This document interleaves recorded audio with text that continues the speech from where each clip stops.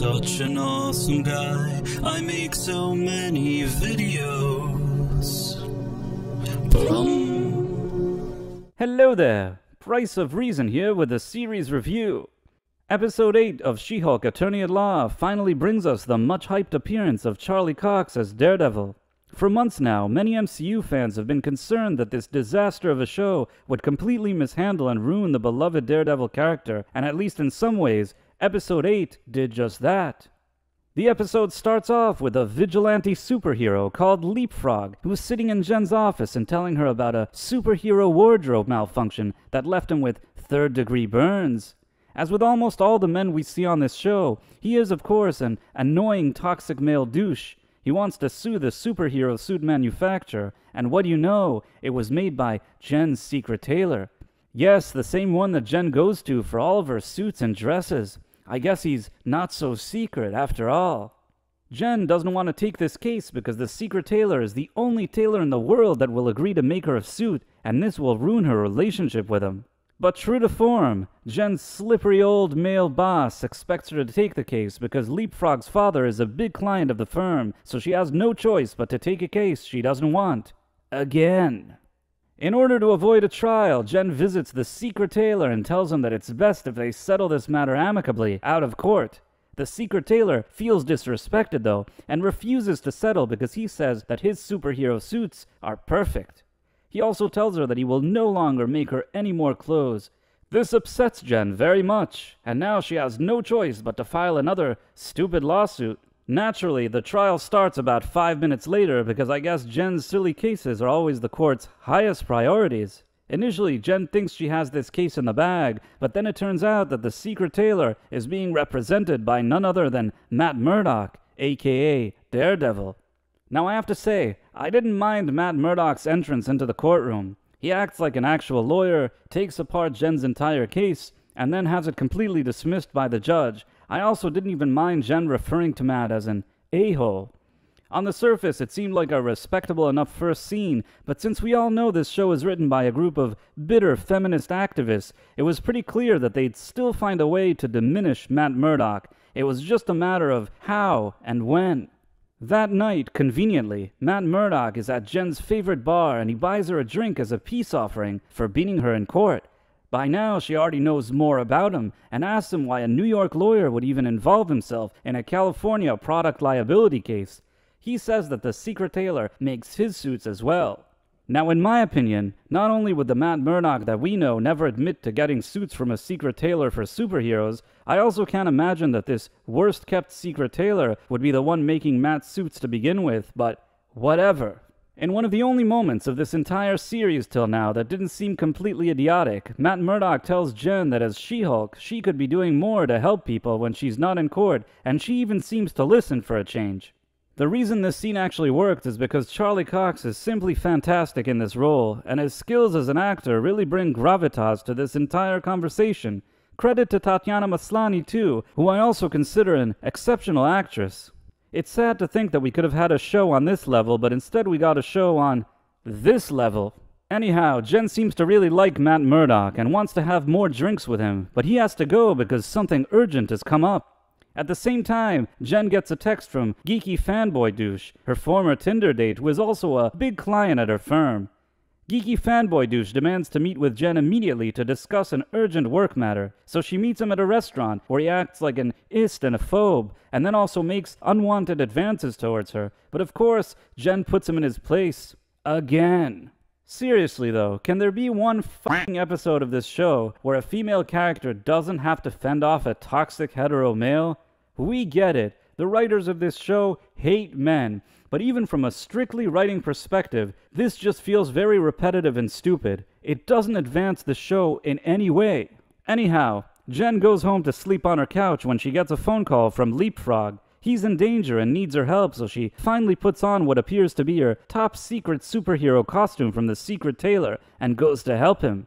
Inexplicably, she is at his exact location about 5 seconds later, and after she blocks the car with her knee, Daredevil flies off the windshield and they start fighting. After some poor CGI and semi-cringe dialogue, Matt jumps off the roof and leaves.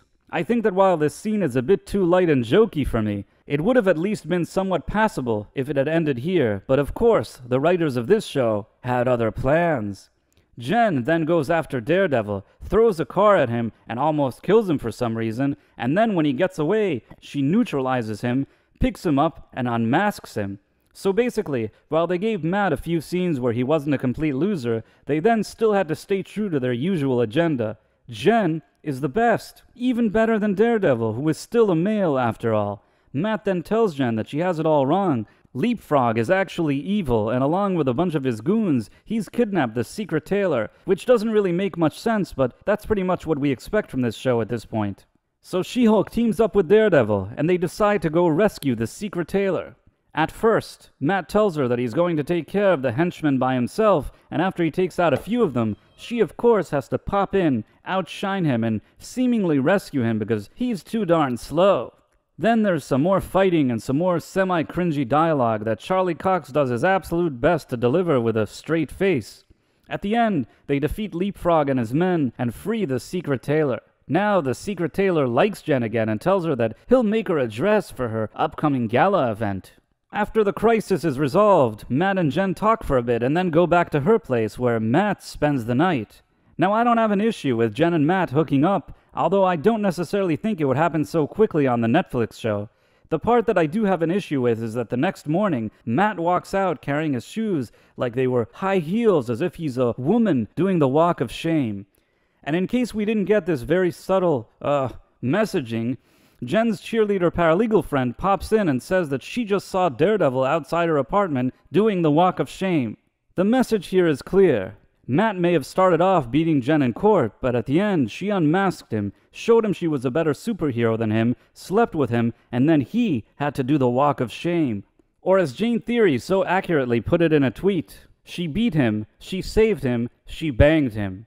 So basically, the writers/activists of this show just couldn't help themselves, even with Daredevil. And if you think about it, why would Matt Murdock be walking barefoot and doing the walk of shame? It doesn't even make any logical sense, unless he's ashamed about appearing on this crappy show. In the episode's final scene, Jen goes to a gala where she wins the Female Lawyer of the Year award. Oddly, other women have also won this award together with her. The toxic male host obviously then talks down to the female lawyers he's giving awards to, and in their acceptance speeches, they also complain and take digs at men. So they're basically self-inserts of the writers of this show who are giving themselves awards, although I'm not sure why. And if that wasn't enough man-bashing for you for one episode, it appears that men from the top-secret Toxic Man-Baby Forum have hijacked the gala event in order to broadcast a hidden camera sex tape they've taken of Jen to her colleagues and family.